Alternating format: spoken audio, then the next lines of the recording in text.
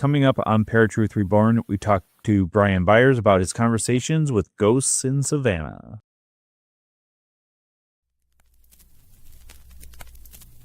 Welcome to ParaTruth.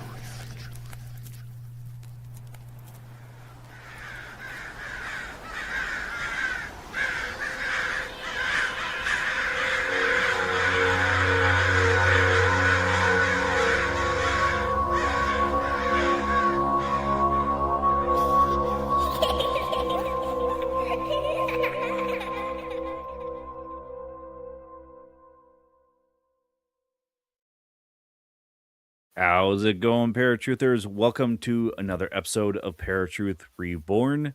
We are live on 107.7 FM New Orleans, 105.3 FM on the Gulf Coast, and United Public Radio Network. My name is Justin. And I'm Eric. And today, as the beginning stated, we're talking to Brian Byers about his new book, In Their Own Words, Spirits of Savannah. Brian, welcome back to ParaTruth Reborn. Thank you, guys. It's good to see you guys again. Hopefully you guys are doing well. We are. Doing great. I like that. Well, great is probably the better side of what you can be. So that's wonderful. 100%. So I think the biggest question, and we ask, everybody this, why write this type of book or write this book, period? Well, I have a really great answer because there are. Well, at least it's not the publisher made me do it. We hear that a lot. This is definitely self-published. Well, there's a million Savannah Ghost books, and Jen and I, we own, we own the Mystic Apothecary in Savannah, Georgia, and we also own Savannah Psychics. We also own Savannah Ghost Tours, which those are the three businesses we have. And as we learned the tour years ago and developed it and made it be what we wanted to be, we started hearing all of these stories from other ghost tour companies coming through and going, is that right? Oh, that's odd. I can't find that. They're saying things and I can't find the information. And I'm a medium. So one day I'm in Wright Square and I'm like, hanging out, and I can feel different energy in there, and I'm picking up on one of the spirits, and I'm like, okay, I understand who this is. This is Richard Weiss. So I'm like, let me just talk to him. Hey, did you guys get really hung from this tree, man? I'm asking like straightforward, the punchline to the story. And he says no, and I'm like, wow, that's wild, because that's not what we've heard. I found out later it was a gallows. They actually were hung from a gallows, not a tree. So the trees in Savannah, they're really big and beautiful. And everyone says there's this one tree, they call it hanging tree. Everyone says they were hung there. Sure, a lot of people were hung in that square, but they were hung by gallows. And Richard was one of the first, if not the first. And he said, no, it was a gallows. He didn't like to really talk about it much, but we got a little conversation going. I started thinking, we're going to have to change some of the things we've learned. And it took me years, just sort of wandering around Savannah, can I get someone to talk to me? Can I get a voice? And I just started writing them down. And obviously, when a medium gets words, we're not getting a written document. That would be wonderful. That'd be amazing. So I had to discern what was being said and try to put it in their words the best I could. But that's why the book started, and I didn't realize it was going to be a book. I was really working on it for our tour guides, and it ended up being a book. So that's why I'm like, it's probably it is the only ghost book I know of where a medium is interpreting for the spirits, in a city. So, so it's their stories, just trying to get it straight. Yeah. Now, what led you into spirit communication in general? A lot of people get led. I woke up when I was born and oddly have always spoken with different spiritual beings. And, my mom figured it out early, when I'm like, a little kid. And it wasn't that I was led into it. It just, I didn't know what was wrong. No one ever said, oh, it's just your imagination. Go back to bed. My mom was always, well, tell me more. What are they saying? And I would just reveal more and more. And I think people started realizing, yeah, that can't, that's not just like a make-believe friend. They're actually really talking to someone and getting information. So, and Jen is like that too, my wife. We almost have the same story. We just were born a little different. I think everyone kind of is, but some of us are. Yeah, I always use the baseball analogy. You can start a baseball team. You can be born a pitcher, but not everyone's born a pitcher. Sometimes you have to train to learn how to be a pitcher. But Jen and I were born pitchers, and that's just, we've sort of done it our whole life, and no one's ever told us not to. So wasn't really led, but I think we were just not told not to. So we just do it. And I mean, Justin, I've known you for 25, 30 years. I don't know, man. It's been a long time. It's been at least 20, close to when we started podcasting. Yeah. Back before there was no podcast, and we invented, we were the first, man. We were the pioneers. But Justin even knew back then I was a little weird, and I just knew things, Well, that's the nice thing about getting to know you, is not only have you become a very good friend, a brother, but also one of my best mentors. And, going through the spiritual awakening that I have gone through in the past 10 years, 15 years. In 2 months. Well, yeah, that too. It's been one of those things where I need somebody to talk to, because I can talk to my wife Shelly about it, but she has no clue about it. She doesn't understand it. I feel she is sensitive, but she doesn't want to open that door. And I'm like, that's fair enough, because if I wouldn't have opened that door, I probably would not want to either. So, some people, they don't embrace it. They go, oh my God, that freaks me out, or it's a little weird, or is my life going to change if I step through the doorway? Yeah. And the answer is yes, your life will change. Yeah, right. But it's not so bad once you get over here, Right. Yeah, you just got to get used to it. Well, I think also a lot of people, at least as of the last, 10, 15 years, kind of based this idea of spirit communication and just mediumship off of like Hollywood, off of movies. And they think, oh, it's just going to blow up and my life's going to be like a mess and ruined. I'm going to not be able to turn it off, and it's like, it's not quite that way. It's not how it works. You're right. I mean, Eric, you actually hit on something there. Hollywood has really destroyed the whole idea of what really is happening. Listen, I used to be a movie director and a TV producer. I love Hollywood. I love movies. I love stuff like that. But man, they take little tidbits that are good and then they ruin it. I think one of the better movies ever that shows a little bit of that is The Others. I think they did a great job in that movie. That's closer to reality, though it is a little dramatic. Sure. Their seance scene, that's legit, man. That is how that stuff flies. And it is, we've had a lot of those experiences here in Savannah. So, wow. Yeah. Now, what makes Savannah different spiritually compared to other places? It's just more better than other places. I'm not joking. Savannah is one of the only cities in the United States that is here I go. A necropolis. It's like there's been so many battles, so many deaths, and no place to put the bodies. So they just build this city on top of dead folk. Like they were digging up the road 2 years ago on Broughton Street, found 6 bodies, man. There's thousands and thousands and thousands of people that have died here that never got a burial. Now, do I believe that when we die, we come back and haunt our gravesite? No. But I do believe there's a lot of unrest because of that. A lot of spirits that are they're not like, woo, they're more like, hey man, that sucks. You know, and I didn't see that coming. And battles are traumas. When people die from trauma, suicides and murders, they stick longer. I've noticed they come through just as easy as anyone else, but they're a little more amped, you know, they're a little more upset and going, that's not what I wanted. Undo, you know. So we have a lot of that here. We have the Pawnee, we have the Yamacraw that were here first. The Spanish, they came in, fought the Pawnee, pushed them away. Then we had, of course, you know, the English.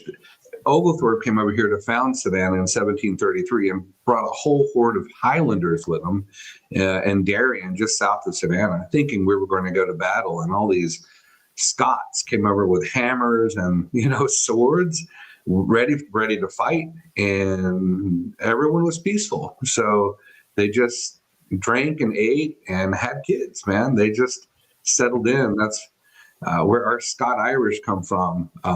Our blood comes from that area. That's why Savannah has such a huge St. Patrick's Day, a big, huge. And a lot of the Irish here are their first slaves. People don't understand that. They're the first ones that came here. So Savannah has a lot of history. So does Europe. They've got even older history, but Savannah has a lot of history that they just decided to build a city on top of and not like bury anyone. So we have a lot of burial grounds underneath McDonald's. You know what I mean? It's like, it's weird. Yeah. Why are my fries moving by themselves? That's right. That's right. Who stole the nuggets? They're floating around in the back somewhere. So if you think Ghostbusters, you think Savannah. Oh, 100%, man. You know, they should have filmed it here and not New York. I'm just going to say that would have made way more sense, and it would have been a longer movie, maybe a trilogy, all that happened, you know, back to back. But. Well, now, when it comes back to the book, like, when did you realize that the spirits weren't just present in Savannah and around you at this time, but were actually willing to talk? And did you have to nudge anyone in order to get conversations started? Yes, I had to nudge a lot, and I actually utilized my guide, my spirit guide. And I call him Rabbit. A lot of people don't know about him, and I know that's a weird thing to say, but very spiritual, angelic, high order angel with a nickname. He looks nothing like a rabbit. Everyone wants to know, oh, Rabbit, how's he doing? He's not that. He's slightly intimidating and kind of a pain in the ass sometimes, but I had to utilize him to get words sometimes. So I had to do some things that are out of the ordinary. Most spirits love to talk. They want to come through, not men, but women. But the one I thought I'd get them the highest was one of our loudest stories in Savannah about Alice Riley, one of the very first Irish slaves that was hung. I thought I was going to get a lot of information from her. She hardly came through at all for me, probably because I'm a dude. And you got to be honest, people don't change a lot. You have to understand, you know, men hung her. She was, you know, raped by men. She was treated horrible by men, beaten by men. And so why would you want to talk to this dude with a beard who's saying, no, I'm a good guy? Of course that's not going to work. So I had to use her lover who came through, who was Richard. And so I got him to tell her story. So I had to do some tricks here to get the book written, but I did get what I think is closest to the story. There's even one, the Kehoe house, where there's these young twins that there's no historical evidence that they ever existed. People are saying it's a myth. Well, the twins are there. So I don't know whose they belong to, but they seem to think they did die. And I think they did die in a fireplace that collapsed on them. And it sounds horrible, but that myth came from somewhere. And I think there is truth to it, though there's no historical evidence, which, you know, I can't say this is a history book. I can say, according to the voices I heard, it's a history book. So, you know, I tried my best to get the story out, but I hate that I can't find some of this as historical evidence, any documents or anything about the twins. But there are certain stories that I go, oh, I thought that was a myth. Nope, it's true. But most of it is That's not true at all. That was a myth, but here's the truth. Right. So I wanted to start out with the conversations that you've had with just this gentleman right here. Oh, so that's Herman Myers. He's a name that you won't hear in Savannah. Nobody really knows who he is anymore. Back in the early 1800s, everyone knew who he was. And so the story is weird. How this is the reason why I even thought this was going to turn into a book, is because of him. I had a local historian come through, and she wanted to get a medium reading. I think she wanted to talk to her grandmother. I really do. And a lot of times when you get a medium reading, you can't, pick up a phone and call the number of the person you want to talk to. It doesn't work like that. You can't conjure them. So there's always a lot of hope. I hope so-and-so comes through. I hope, and basically you get who you get and you don't throw a fit. That's the way it works. Like, I'll tell you in a minute, Justin. So she came in and we got interrupted by him, this guy. And I said, he's got an H name.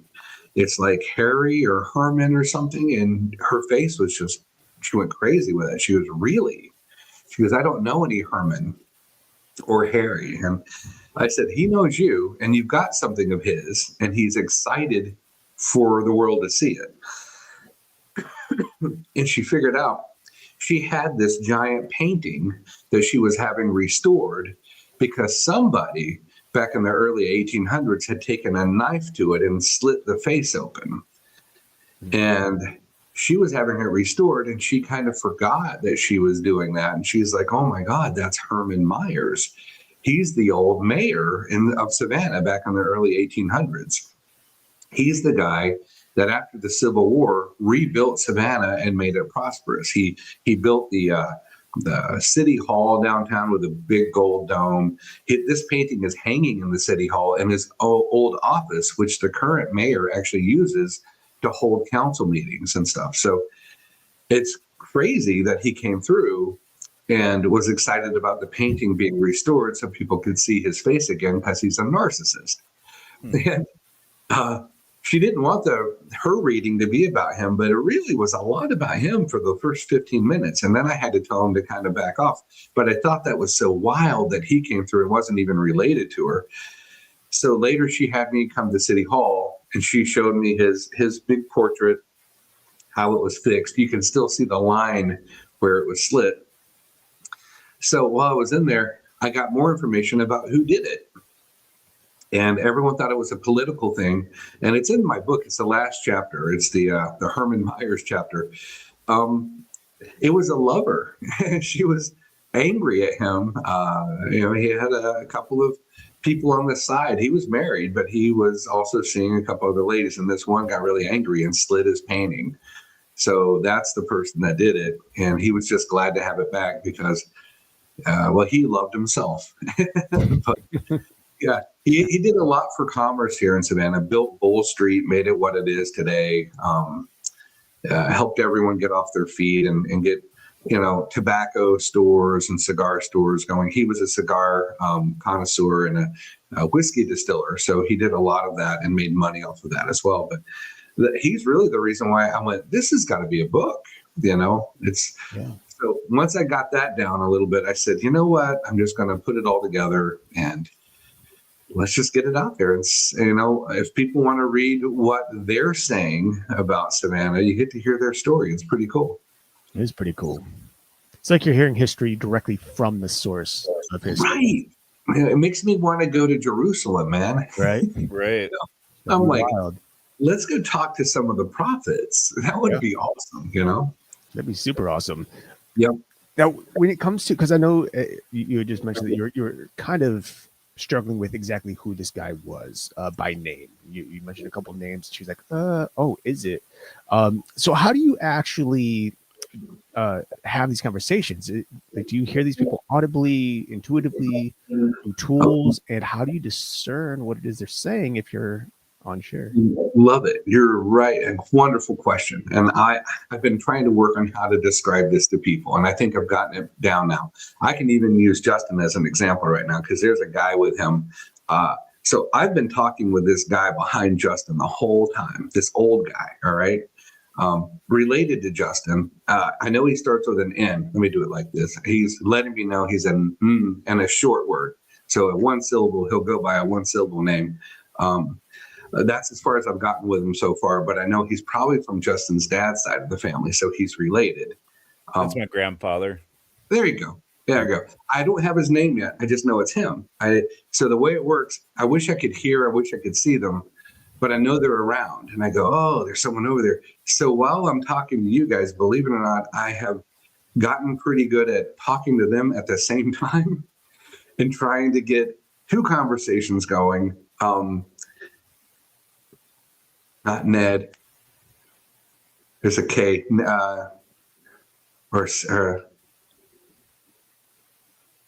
Is it a Nick? You got a Nick or Nick? Yep, that's it. Yeah.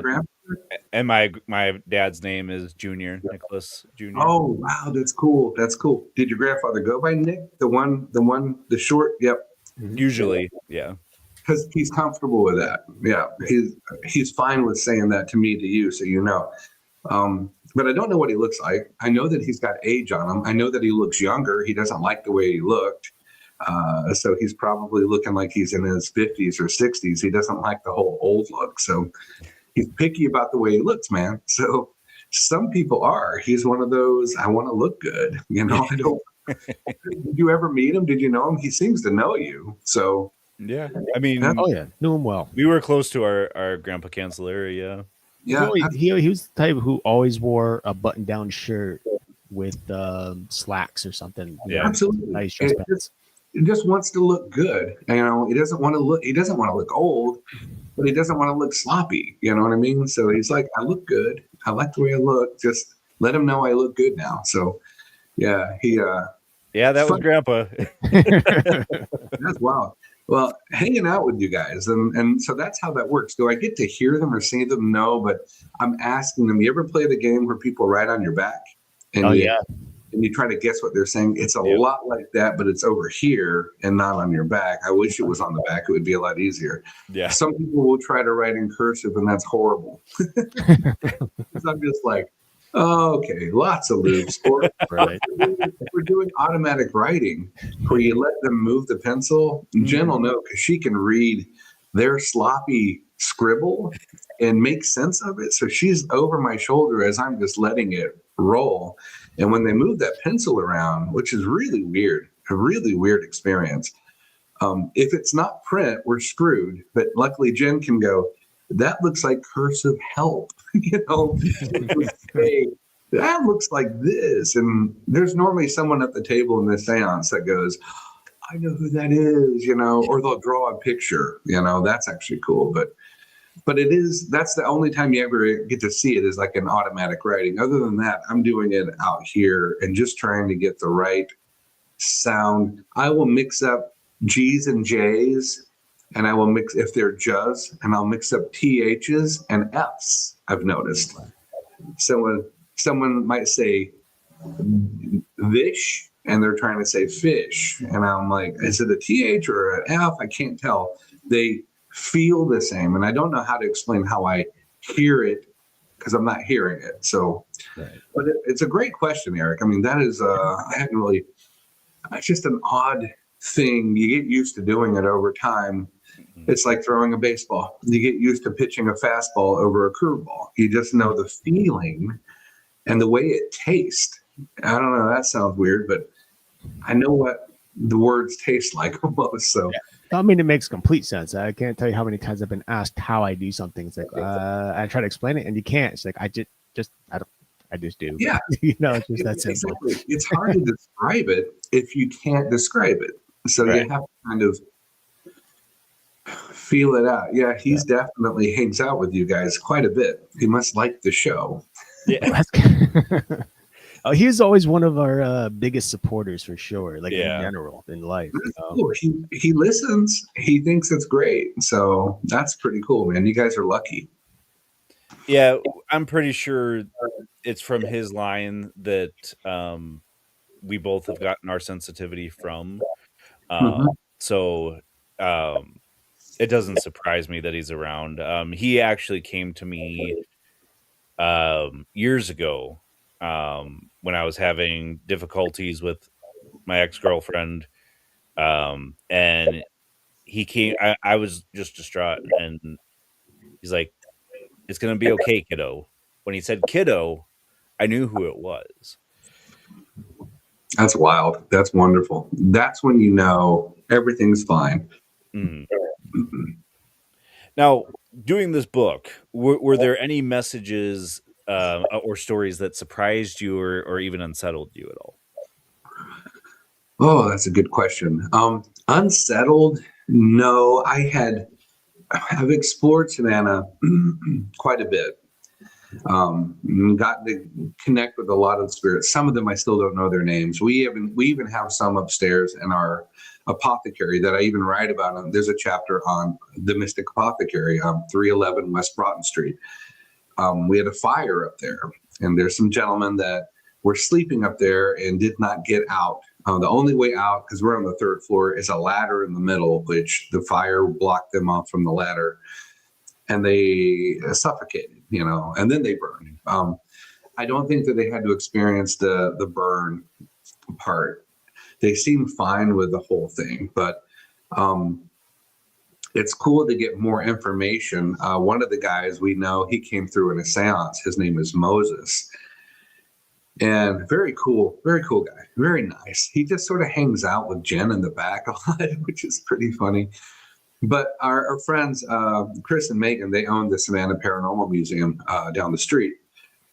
When we first met them, we were just talking, and I told Chris that, we've got a guy that used to deliver grain and cotton from River Street, which is only 3 blocks away from us, up to Mystic Apothecary. His name is Moses. And Chris was like, what?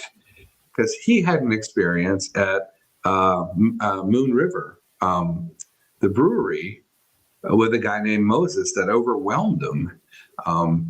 Same design. He said he looks just like the guy I was describing. He was freaked out because he's like, you must be real, because I experienced that also. So our Moses guy has been in and out of buildings all over Savannah, downtown, in that little block, 3 or 4 block area, delivering goods.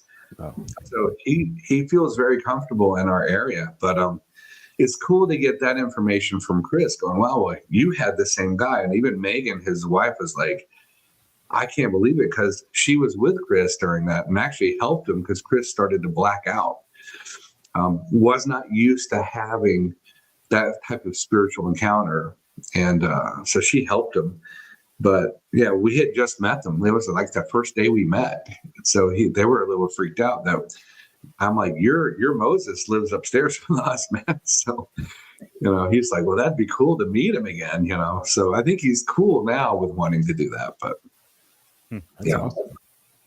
But now, so when you talk to so many different spirits, like, do you find a lot of reoccurring personalities or types of spirits even in the Savannah area?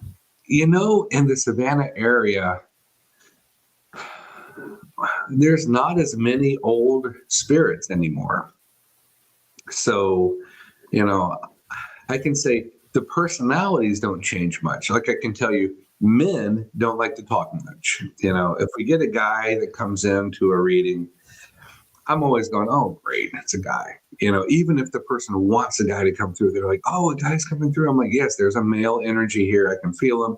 They're excited, and I'm feeling disappointed, because men are like, they don't change a lot when they cross over. People don't change a lot when you cross over. If you're like, I don't like to share my feelings, or I don't like to talk much, I just like to pay attention and listen, which a lot of men, like 60% of men, are like that. So I know there's a high chance that they're not going to say a lot, and my client might be disappointed. However, women like to talk a lot more, and they like to share their details, and I get excited. Oh, we got a woman. This is great. So those styles of personalities all throughout Savannah don't change much. But I've noticed the older spirits don't come through as often as, and this is going to sound crazy, like celebrities that don't even live in Savannah that know I'm a medium show up. And we've had some weird moments, guys. Like the same day O.J. Simpson died, he came through in a seance where we didn't know he died that day. We had the same thing with the drummer from Foo Fighters. I mean, Jen and I are just trying to do our thing for a group of people that want to talk to their relatives in a seance setting. And in a seance setting, you're opening it up for everyone. So that's what I do when I'm just walking down the street. I just try to open up and feel, what can I feel? We get a lot of new folk that aren't even from here that go, oh, you're a medium. I want to deliver a message, and they do. They come through very loud and clear. But there's some people that just were in car accidents, and like in the 70s and 80s that come through there. It's just regular folk, but that's not a book people want to read about. Is a guy named Jeff Taylor, that used to work at Walgreens. A lot of people don't care about that as much as the history of Savannah. So that's why I knew that was a good point. If I could get enough spiritual interaction, I could build a book. There's still like 4 chapters I didn't add because I never got enough information. I got enough to say, there's a guy there in the cemetery. I don't know who it is. That's not a good chapter. But is that something though that you might continue working on and then update the book? Okay. Yes, do a second edition. If I can get some more information, I will totally feed it into that, and we'll do a second edition, definitely. But I'm not going to do a whole other book. I don't like to have volume 2. It's the same book, same concept. But yeah, if I get more information, that'd be great. There's still a couple I'm hoping I can get more info on. Now, do spirits express unfinished business or something else entirely? Because the common thread that people think of is, and again, this is because of pop culture, that spirits are here because of unfinished business, quote unquote. No, misnomer. That's not true. However, like today, had a medium reading. I know we don't divulge too much information, but a male did come through brazen with a lot of push for this one lady. And they were all 3 sisters sitting there today, and said, you need to tell him to get off his ass, stop wasting time, and stop being hypnotized by that junk, and move forward and just get out and be something. And the lady is laughing, and she goes, that is my dad. And that is, I know that's for my brother. I have to tell him because he's not doing anything with his life. And my dad hated that he played video games. So I'm like, he was, and that's all he said. And then it was like, check please. He was out. Like that was it. Like, it was like Irish goodbye if I've ever seen one. There was like not a lot of, hey, I love you. But no, it was like, tell him to get off his butt and change. And, I'm like, she's like, oh my God, I know who that is. And I'm like, good, because that's the message. So is that unfinished business? No, that's just them being agitated that their family line is not being what they could be. Right. And he did throw in there, this thing is real. And I think he was talking about judgment. So I'm like, dude, that's a big statement. Very big statement. Because, I don't know. So I don't think, no, they don't stick around for that. They stick around, like some spirits. Imagine you're a farmer, okay? You work every day of your life on this farm, raising chickens and cattle and all that stuff. And you go to sleep one night and you don't wake up. Well, that's your farm. And those are your family that are still there, and they're struggling to run it. And so you're not going to go, well, tough luck. I'll see you. I'm on the other side. A lot of people go, well, what can I do? What can I do? Mm-hmm. This is my farm, man. I don't want to see it fall apart. I really worked hard. I like this place. I love my family.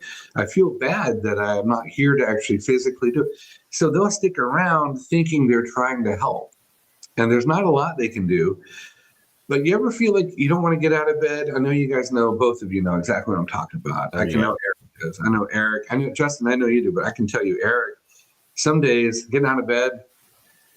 Yeah, listen, brother. I feel it, man.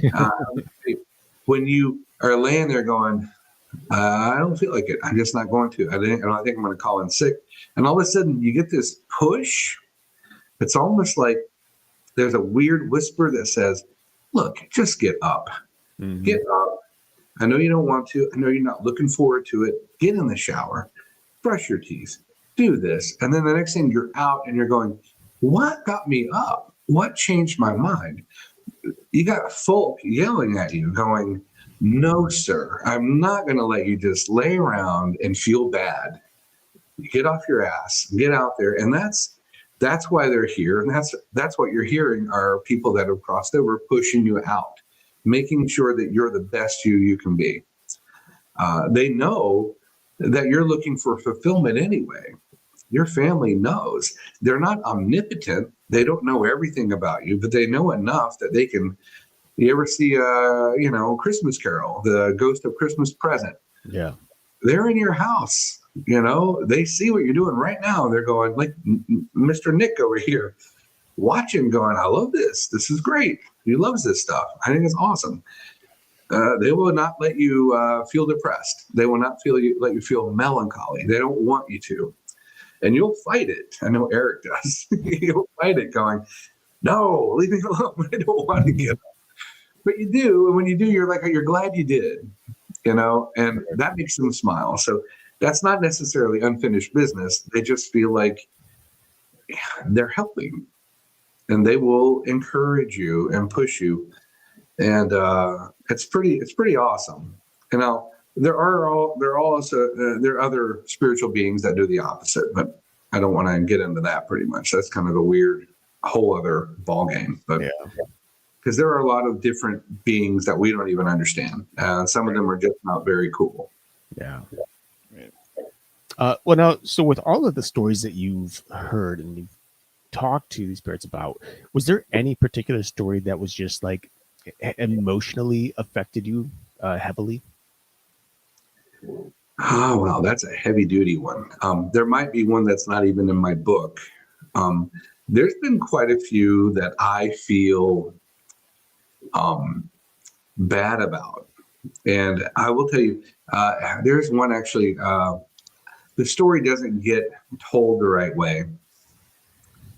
But it is definitely a younger girl that was enslaved here that was treated really, really bad. And I know you hear all the stories, and we all think, oh, they're all treated bad. Well, they are. They are. I mean, for the most part. And there's like 10% that actually got very lucky and were in a good family that cared. But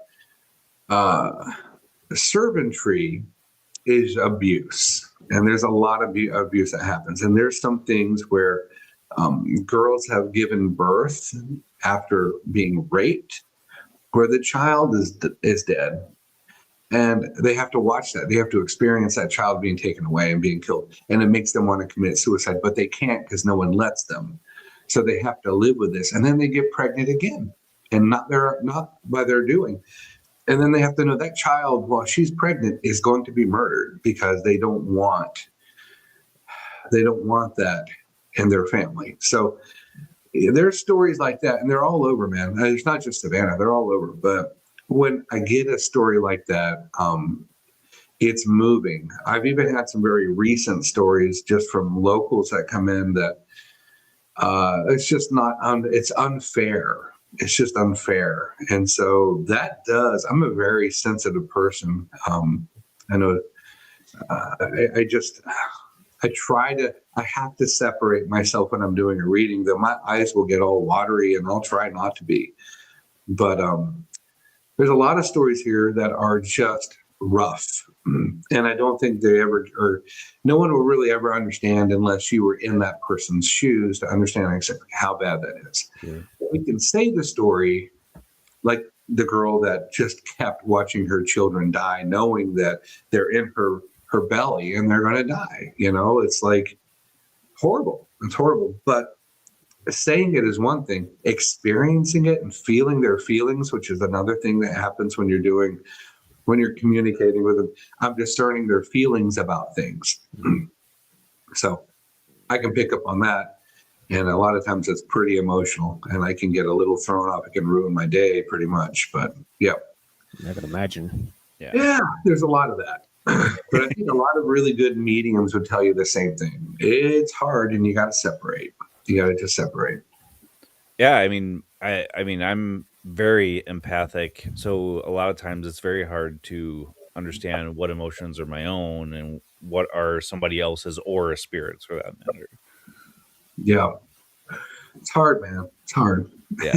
The last guest we had on, it was about tarot, and we were talking about, I always keep myself open, and that's not necessarily healthy, but I'm worried about missing something, so I don't want to turn it off. But then my sleep is disrupted because I don't. So Yep, that'll mess with you right there. Yeah. Yeah, being empathic. My wife is so empathic that if someone isn't feeling well, she feels sick. It's just like, and they don't even have to tell her. She'll say, "Wow, my throat is hurting," and someone will go, "Well, I've got a sore throat. That's weird." Or it happens all, and then they leave, and then she feels better. She's like, "Oh, that wasn't even me. I was feeling one of my kids." yeah, But it's pretty wild. now there's always going to be those skeptics out there. How do you respond to skeptics who say that this is like imagined, subconscious? It's all in your head compared to those that are true believers. Right. So for me, my favorite people for readings are newbies and skeptics. I love both. I build a database of things I can say while I'm sitting there with them, and I'm really trying to go for the impressive. So, and I'll tell you why. And let's just be honest. Even Eric and Justin, both you guys. Even though Justin, I know you're tied in, man. I know you are. You're a skeptic. We're all skeptics. Yeah. We're born this way. I think when it comes to the paranormal, we kind of have to be to an extent. Well, you should be. You should be. You should read into everything. You should question everything. The Bible says to do this. I mean, if you don't, then you're missing a lot of really wild stuff. So skeptics are great. We should be. I think that's beautiful. Closed-minded, that's a whole other ballgame. And so if you're going to be closed-minded, first off, why are you getting a reading with me? So you're going to test me? Well, that happens a lot. I've even had some people go, there's no way you know that. Like, it's impossible for you to know that. You must have Googled me or you must try to look me up. And I'm like, when? Just, my schedule, I'm blocked out from 9 to 9. I just got done doing my last reading at 9 o'clock and we came home and here I am. So I got no time to memorize. I can't memorize. I mean, and Justin, this, I have a bad memory.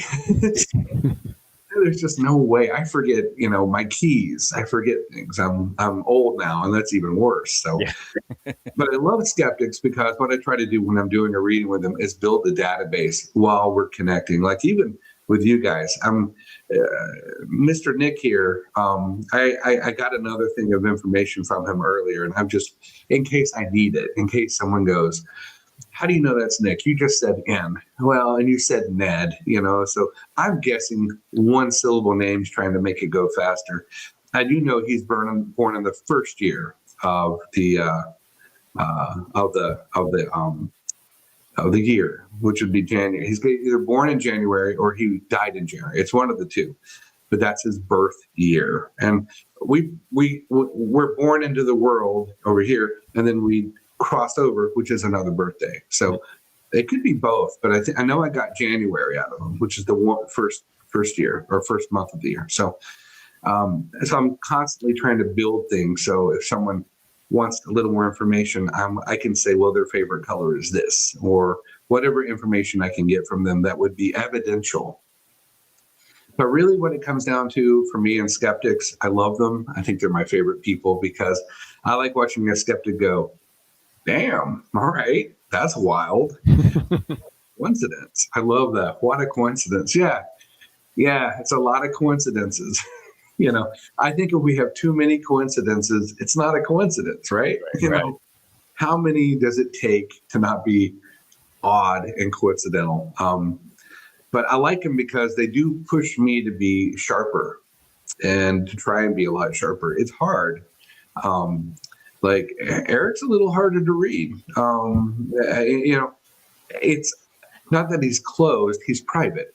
He's very open, but he's very private. So I would know if you and I were to actually sit down and do a reading, I would do better job one-on-one with you wanting to be read, Right. But I do, I got the privacy fences on him. Justin, you're an open book. You always have been since day one. You're just like, here's me, here's my heart. You can hurt me. And people do. You're just like, ouch, that hurts. Why do I keep doing that? But I do like skeptics. I don't really have any kind of a rebuttal for them. I enjoy them. I like trying to hone me better for them. So I would say bring it on, let's have a little skepticism and let's see if I can't get you something that would blow your mind, Yeah. I did that just yesterday with a reading, which was really just, I didn't even know, actually it was even before they even did the reading, they had just come up and I had said 5 things really quick to this guy before he went to the bathroom and he went, how do you know that? And I didn't know what he was talking about until after the reading. He said, let me tell you what you said before we even did the reading, because it's this whole new thing. And it's pretty wild because I was like, dude, I wasn't even trying. I'm just saying stuff. My favorite thing, like skeptics, yeah. yeah, no, skeptic. I love being skeptic, and it's like a lot of my friends who are into the paranormal, like, or even newbies into the paranormal, they're always mentioning stuff to me and bringing up questions, or they're saying, "Oh, I witnessed this and that," and then I just keep questioning them, and they get to a point and they're like, "I thought you believed this stuff." It's like, "Oh, I do." You do. What you're telling me. But it's good to get all the information. Yeah. It's like, did you check this? Did you look at this? Right. Where was the camera really? Right. And then, Justin knows that back in the day, the ghost hunters team, they would send me stuff to try and, because I was into After Effects. Oh, my battery's low. Wow. They would try and have me debunk it. So I would try and recreate it in After Effects and some other programs to see if I could mimic what that looked like.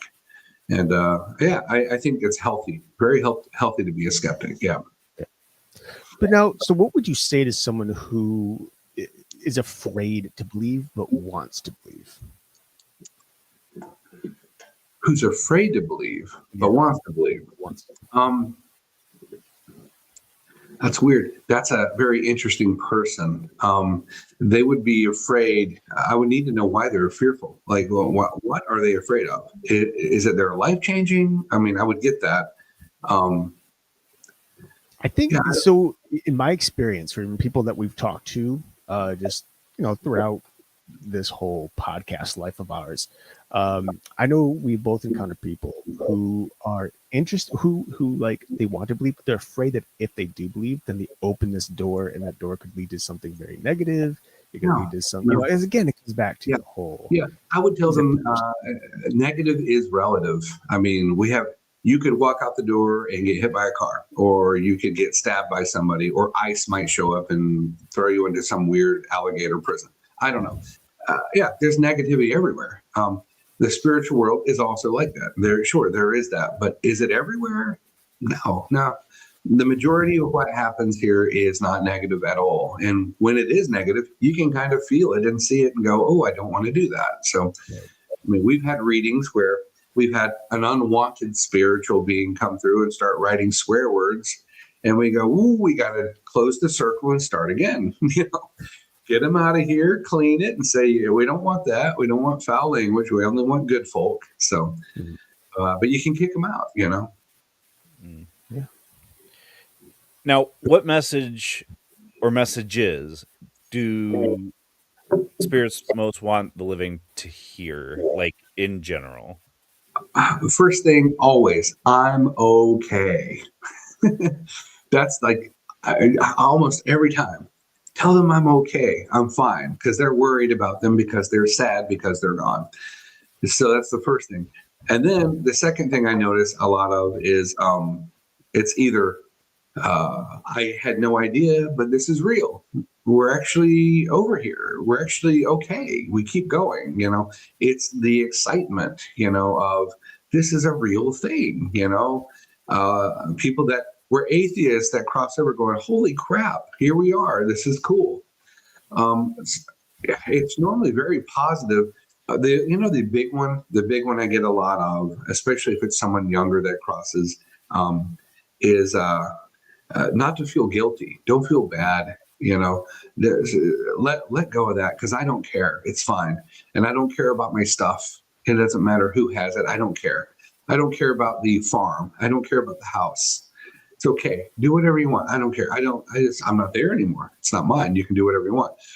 A lot of that is the general upfront messages I get over and over and over. And they're almost like, to me, it's like, well, yeah, of course you're going to say I'm okay, you know, but that's what they want to say. They're really excited to say that. So I have to be understanding of the spirit that's wanting to relay the message because they're very sincere and excited. And I'm bored because I've done this for so long.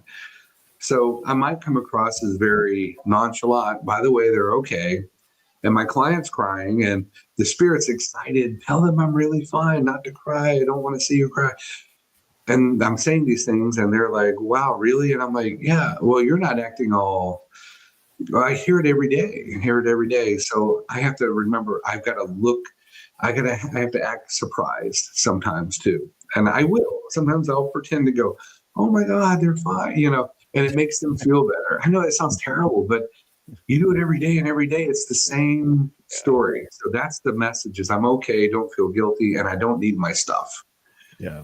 You know, Why we took a break from the paranormal is because it's the same stuff every week. It is. And you go, how do I make this different and exciting? Well, there are exciting elements that happen every day, but a lot of it is a repeat, you know, and you go, yeah, everyone's pretty much the same. Every person is pretty much the same. Even when we cross, we don't change a lot. But like the guy that came through today, he was really cold and direct, and they were like, well, he was a colonel in the army. And I'm like, oh, well, okay. That makes sense. You know, tell him this, just get off his ass. And I'm like, okay. It's funny. You can feel it. And I like that because I go, well, that's a different message. That's a little abrasive. Okay. There's no love in that, but there is love. It's tough love. Right. So now you've been open spiritually since you were a kid. You'd always had these voices, these people talking to you, coming to you spiritually, right? How has your view on death shaped over your lifespan so far? Oh, there's no death. I mean, Okay. yeah,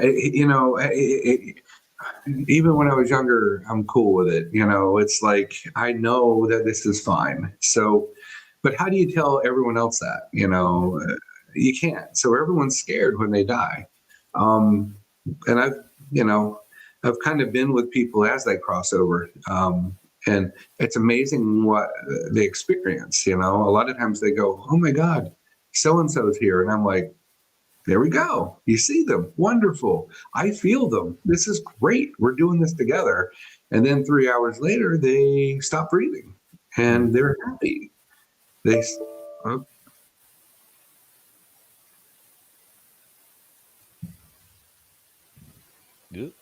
Uh-oh. He's switching over, so we'll give him a minute.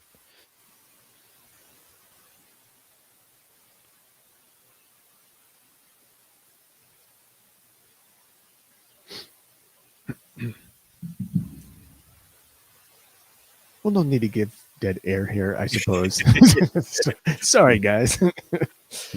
What are some of your thoughts so far on this?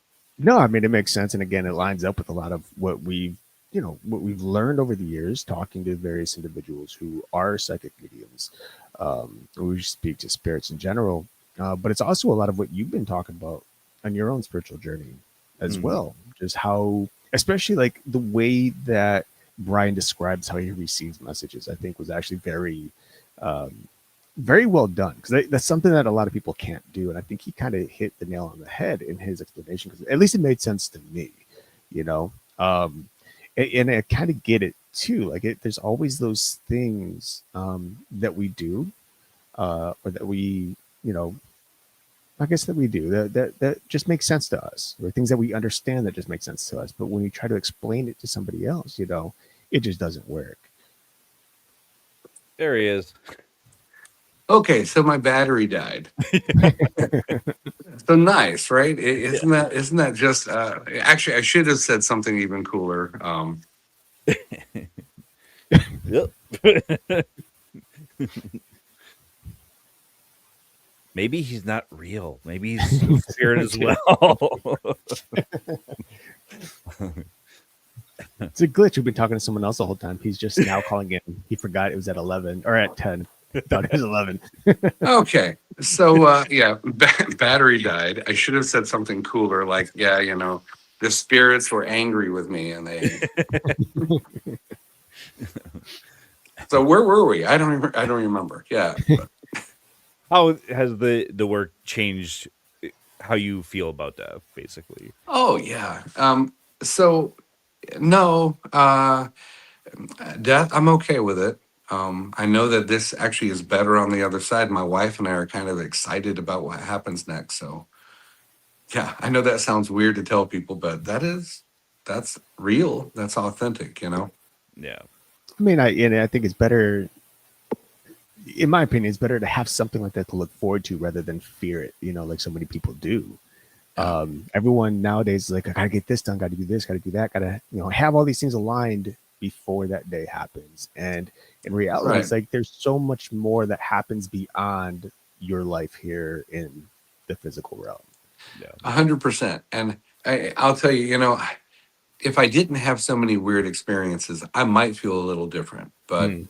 um, either I'm either I'm crazy and accurate, or uh, there's life after death. You know what I mean? It's like that's the option. So it may be both. Maybe I am crazy, but it's funny. You can't really convince other people though that there is an afterlife. Right. Um, they have their beliefs. They have their reasons why they believe what they believe. A lot of people were damaged in church. Church has ruined a lot of people. But I think beyond that, everyone wants to believe. Mm-hmm. So Yeah. I do my best to let them know, hey, you don't have to really sweat anymore about all that crap after this. We don't have to do that anymore. Yeah. Right. I mean, I've Well, been. and if you're crazy, all three of us are crazy. So. Right. I know. We're insane. It's, you have a whole radio show dedicated to the insane. So. Right.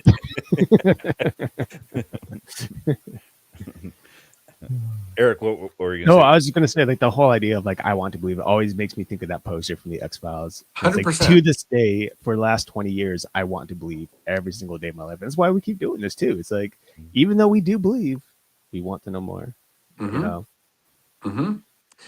And that whole poster sparked something for me a long time ago, because I know that those spiritual beings do exist. People Mhm. call them aliens or whatever. And I know that they're about to show off here in about a year or so. So that whole poster will mean a lot of stuff to a lot of people. It'll say, Oh I yeah, believe. It'll change. I believe now, we'll so be seeing it everywhere. yes, we will. Yeah. Yeah, we had, or I had, Eric had to be gone, but Vincent Jenna on. Oh, wow. He had the same exact description of what you're saying, of what these aliens are. They are extraterrestrial in a sense, but have turned themselves into light beings that are coming back to show us. And really, really, they're here right now. Right. Like, that's the way we're seeing it as a comeback. They're not traveling through space. They're here. Right. They're going to show off here shortly, and we're going to go, wow, that's wild. Yeah. Mm-hmm. Well, it is about that time to let you go. So I want to give you a chance to tell everybody where they can find you and find your work. Well, I tell everyone that to find us on social media, Savannah Psychics. That's the easiest way to find us. TikTok, Instagram, Substack, Facebook. Always Facebook. You know, and people say it's for old folk. I don't know. We got a lot of young folks still on Facebook, so I don't know. But you know, TikTok's I think the go-to. I would say hit us there. Um, Come to Savannah. We're at 311 West Broughton Street on the third floor. We're above Kendra Scott. Um, it's kind of a really unique shop. Jen makes a lot of wild folk magic type products, herbal remedies, a lot of other stuff. Blue Lotus oil. We sell. Herbs, tons of herbs, the really cool stuff that you can't find anywhere. As well as we do our readings, Savannah Psychics. That's where if you want to book a reading with me, I do Zoom readings. So savannahpsychics.com, you can book your reading with me. If you see me on this show, tell me or put it in the notes because I'd love to know, you know, where you heard. Um, and my book, in their own words, we're going to have that in the shop. I think that might be the only place we sell it to start with. We'll probably have a link online that you can purchase it as well. I will autograph a copy if you buy it, but you got to let me know ahead of time that you want me to do that, or I will forget. But yeah, come to Savannah, come to see me in person. And yeah, that's how we're doing that. I think I gave you all the information. Savannah Psychics everywhere. SavannahPsychics.com, Savannah Psychics TikTok, Instagram, the whole thing. All right. Right on. And Mystic Apothecary. That's the apothecary side. So that would be .com and all the social media as well. So All right, Brian, thank you so much for coming back on ParaTruth Reborn. I'm sure we'll probably have you on throughout the show. But I'm going to put you in limbo real quick and we'll close out the show and we'll get back with you. perfect. All right, folks. That is Brian Byers. Make sure you check out his book, In Their Own Words, Spirits of Savannah. As we said at the beginning, this has been a live show on 107.7 FM New Orleans, 105.3 FM on the Gulf Coast, and United Public Radio Network.